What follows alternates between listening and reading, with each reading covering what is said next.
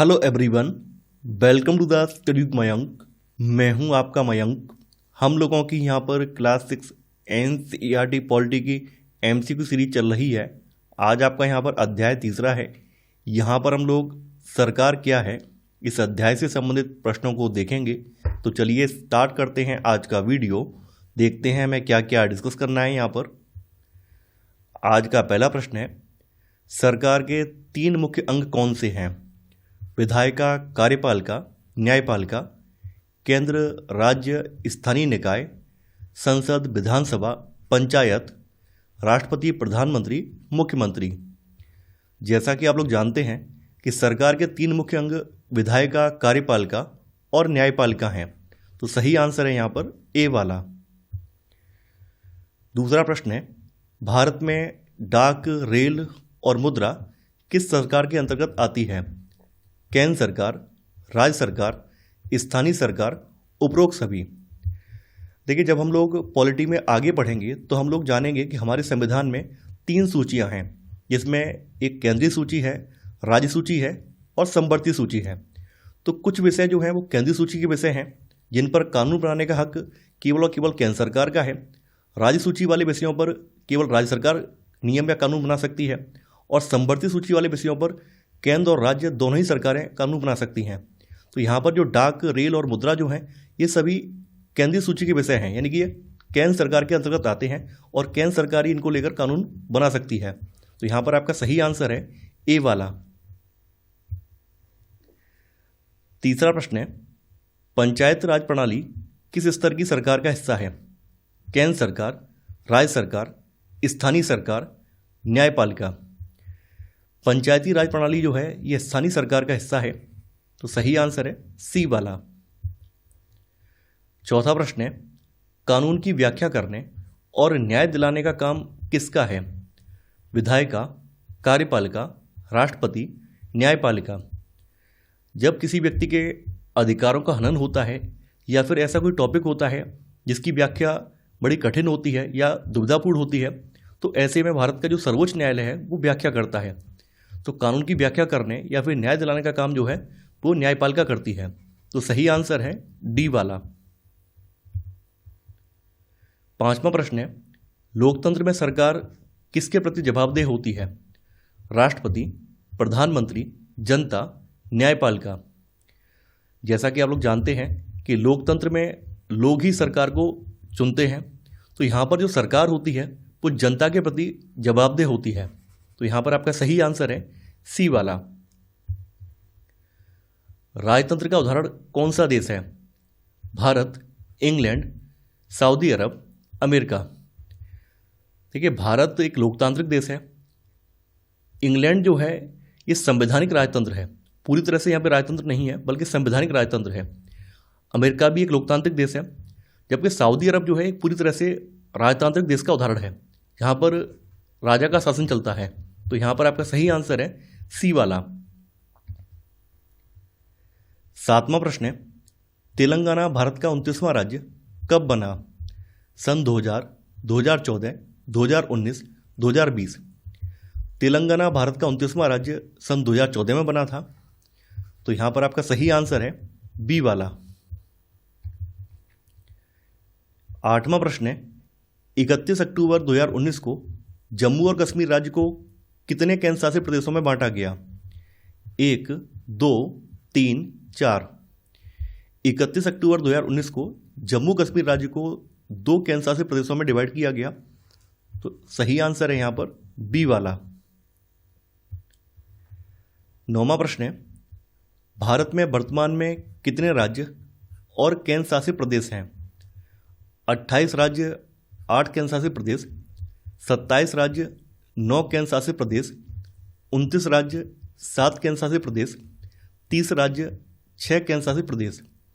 वर्तमान में भारत में 28 राज्य हैं और 8 केंद्र शासित प्रदेश हैं। तो यहाँ पर आपका सही आंसर है ए वाला। 10वां प्रश्न है, भारत में मतदान की न्यूनतम आयु कितनी है? 16 वर्ष, 18 वर्ष, 21 वर्ष, 25 वर्ष। देखिए, आज़ादी के समय जिस समय हमारा संविधान बनकर तैयार हुआ था उस समय मतदान की जो न्यूनतम आयु थी 21 वर्ष थी। बाद में एक संविधान संशोधन हुआ 1989 में, 61वां संविधान संशोधन, उसके जरिए आयु जो थी मतदान करने की 21 से घटाकर 18 कर दी गई। तो वर्तमान में भारत में मतदान की जो न्यूनतम आयु है वो 18 वर्ष है। तो यहाँ पर आपका सही आंसर है बी वाला। 11वां प्रश्न है, 61वां संविधान संशोधन 1989 किससे संबंधित है? राज्यों का पुनर्गठन, राष्ट्रपति का कार्यकाल, लोकसभा सीटों का निर्धारण, मतदान आयु घटाकर 18 वर्ष करना। जैसा कि मैंने आपको बताया था, जिस समय हमारा संविधान बनकर तैयार हुआ था उस समय मतदान करने की जो न्यूनतम आयु थी 21 वर्ष थी। बाद में 61वां संविधान संशोधन नियम 1989 के जरिए मतदान करने की एज को घटाकर 18 साल कर दिया गया। तो यहां पर आपका सही आंसर है डी वाला। 12वां प्रश्न है, भारत में सार्वभौमिक वयस्क मताधिकार किस अनुच्छेद में दिया गया है?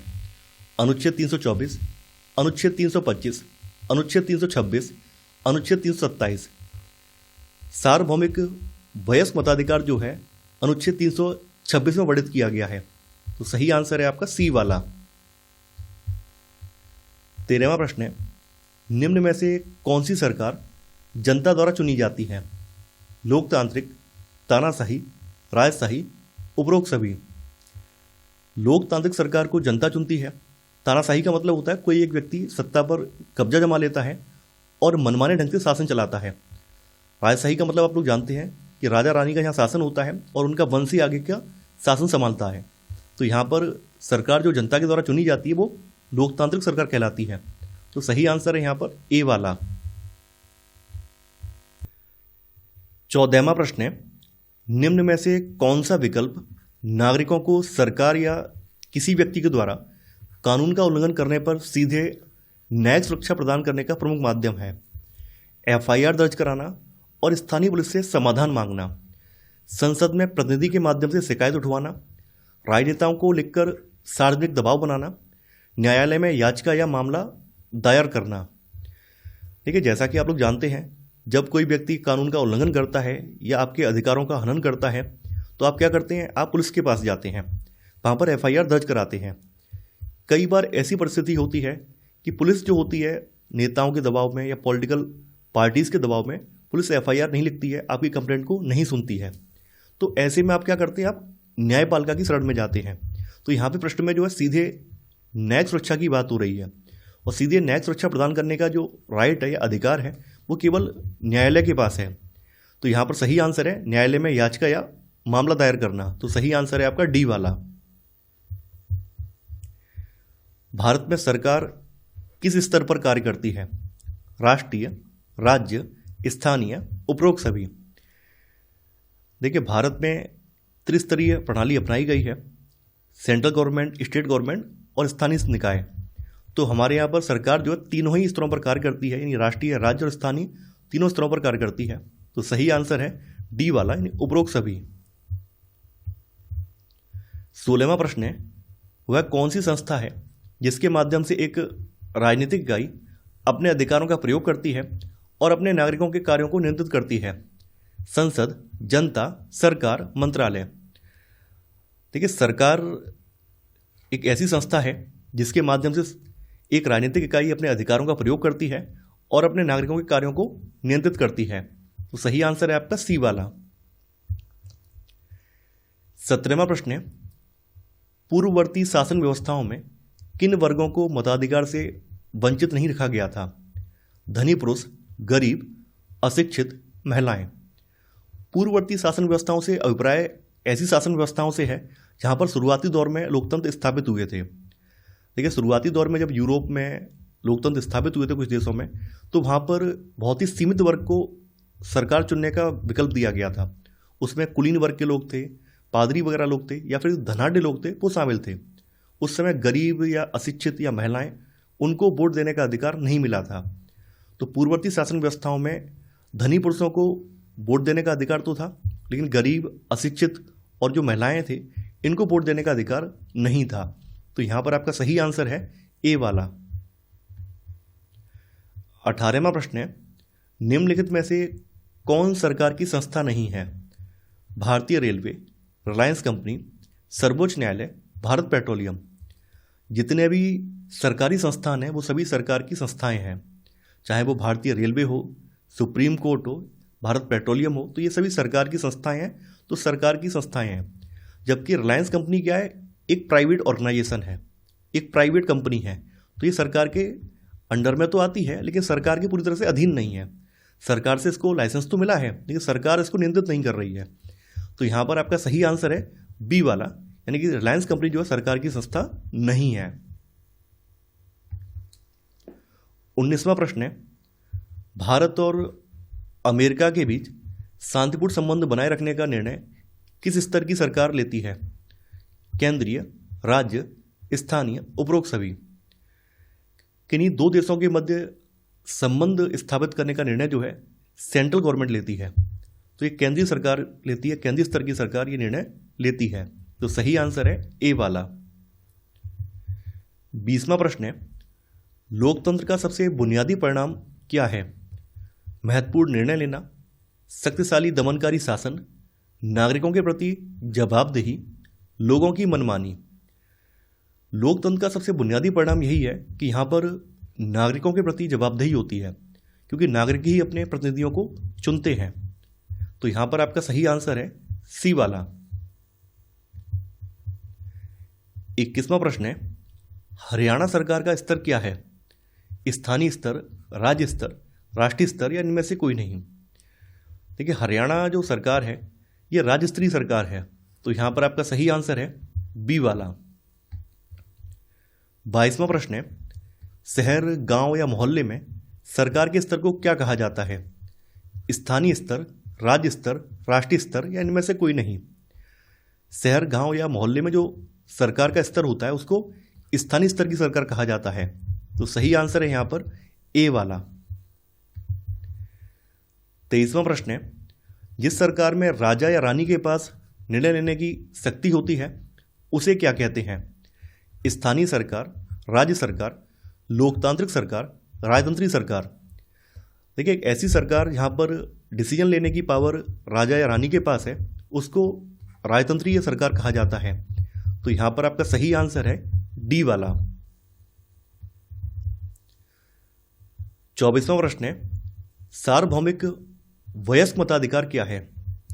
देश में 8 वर्ष और उससे अधिक आयु के नागरिकों को मतदान करने की अनुमति, देश में 16 वर्ष और उससे अधिक आयु के नागरिकों को मतदान करने की अनुमति, देश में 21 वर्ष और उससे अधिक आयु के नागरिकों को मतदान करने की अनुमति, देश में 18 वर्ष और उससे अधिक आयु के नागरिकों को मतदान करने की अनुमति। सार्वभौमिक वयस्क मताधिकार का अर्थ है कि देश में 18 वर्ष से या उससे अधिक आयु के जो नागरिक हैं, चाहे वो महिला हो, पुरुष हो, किसी भी वर्ग का व्यक्ति हो, अमीर हो, गरीब हो, किसी भी जाति का हो, किसी भी धर्म का हो, अगर वो देश का नागरिक है तो उसको वोट देने का अधिकार प्रदान करना, यही जो है सार्वभौमिक वयस्क मताधिकार है। तो यहां पर आपका सही आंसर है डी वाला।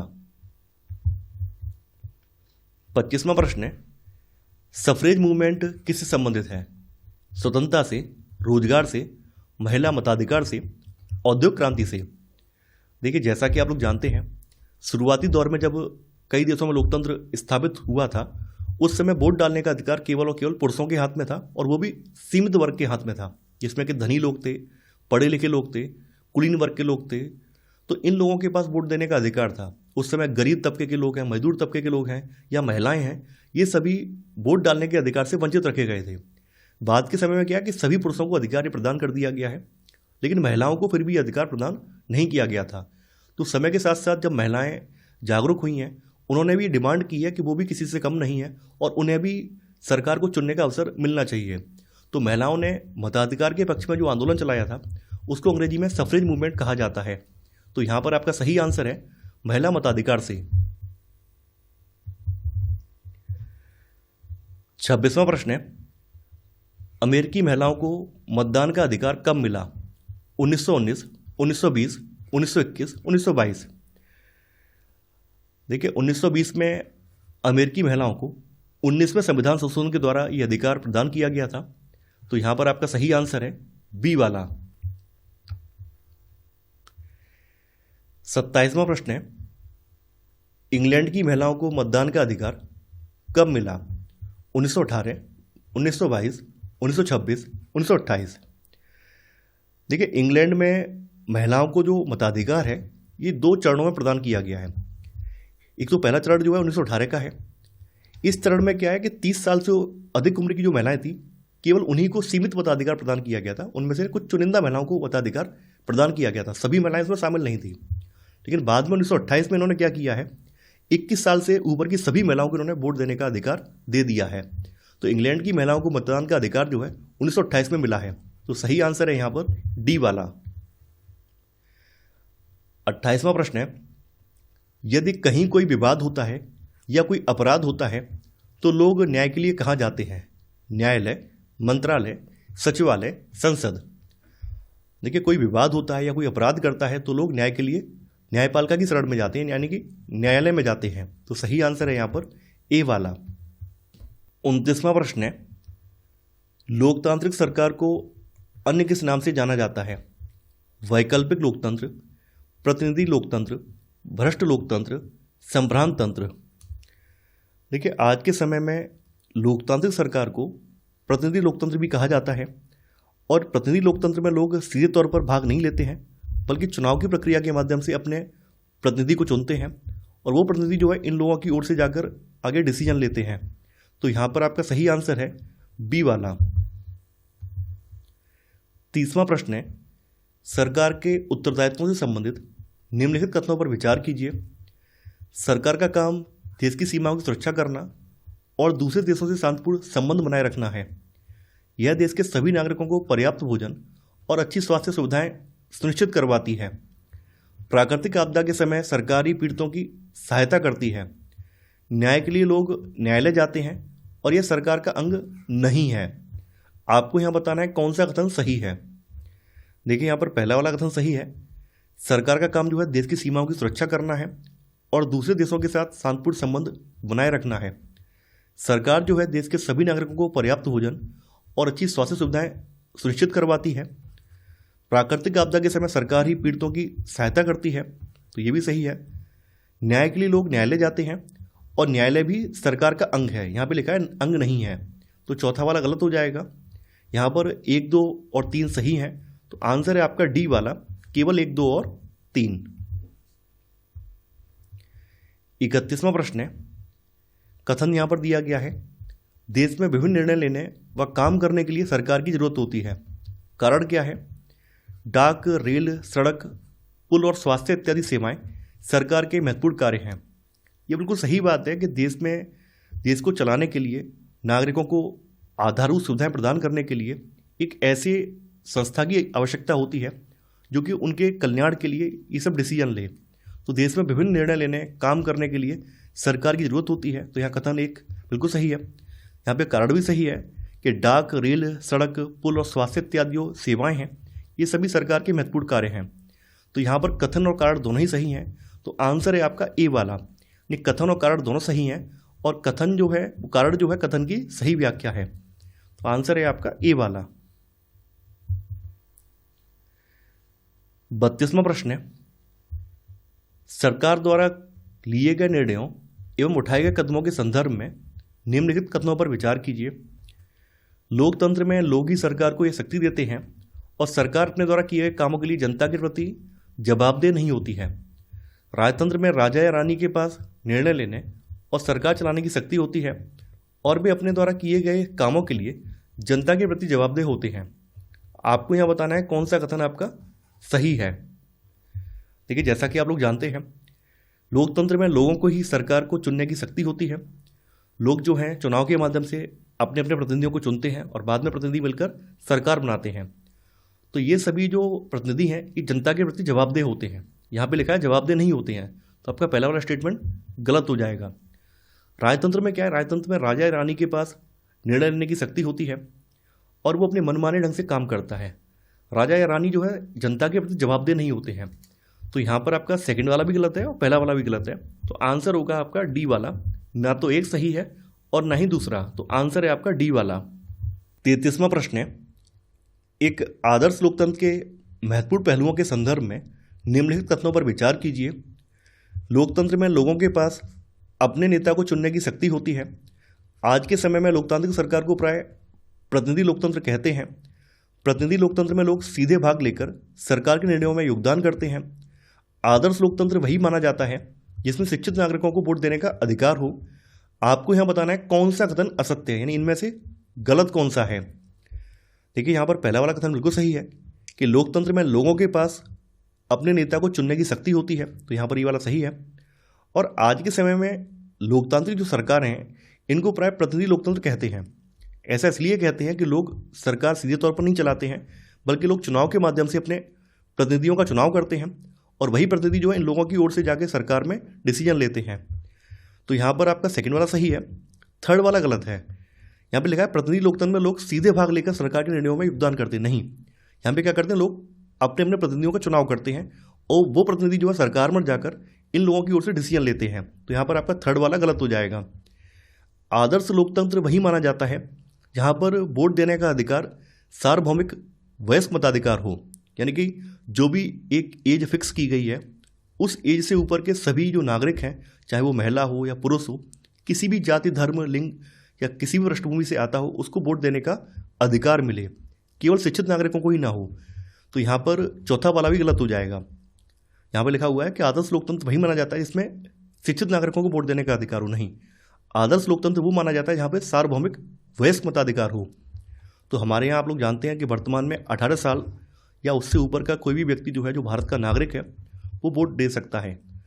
तो यहाँ पर आपका तीसरा और चौथा कथन गलत है। यहाँ पे पूछा गया है कौन सा कथन असत्य है, तो आंसर है आपका सी वाला, केवल 3 और 4।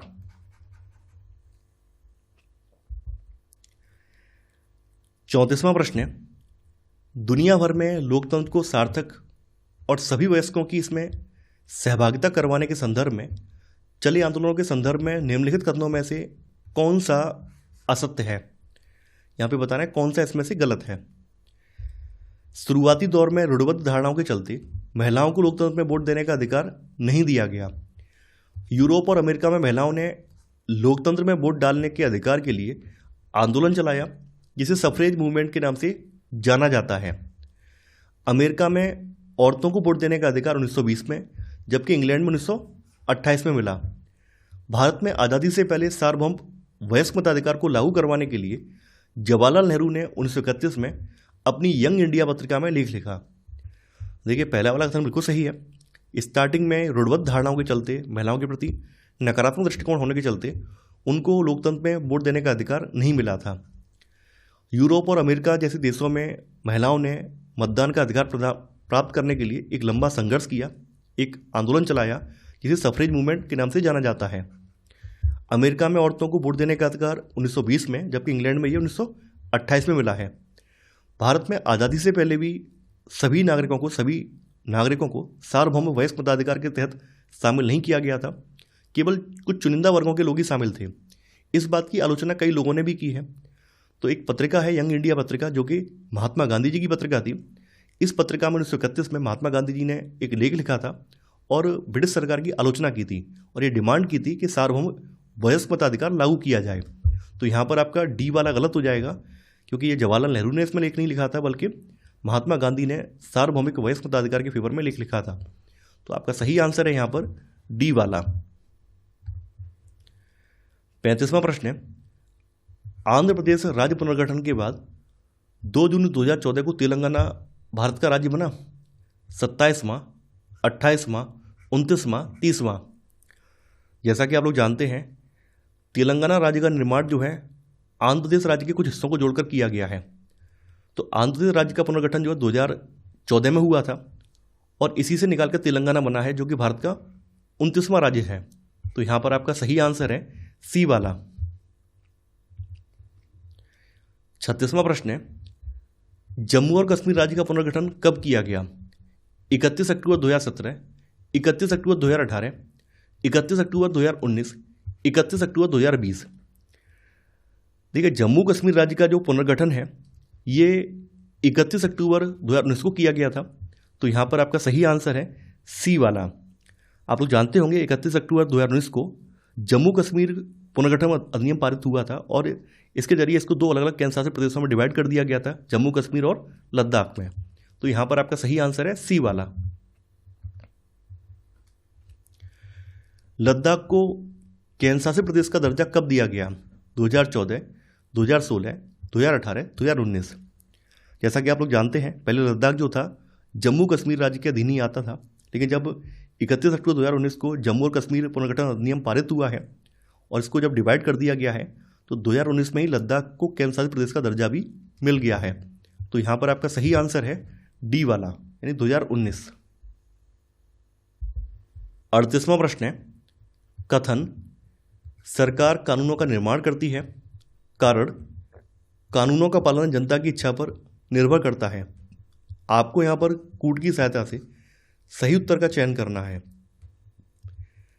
देखिए, सरकार जो है देश में शासन व्यवस्था को चलाने के लिए, नीतियों को इम्प्लीमेंट करने के लिए कानून बनाती है, और कानूनों का पालन जो है जनता की इच्छा पर निर्भर नहीं करता है, बल्कि कानून जो है सरकार के डिसीजन पर निर्भर करते हैं।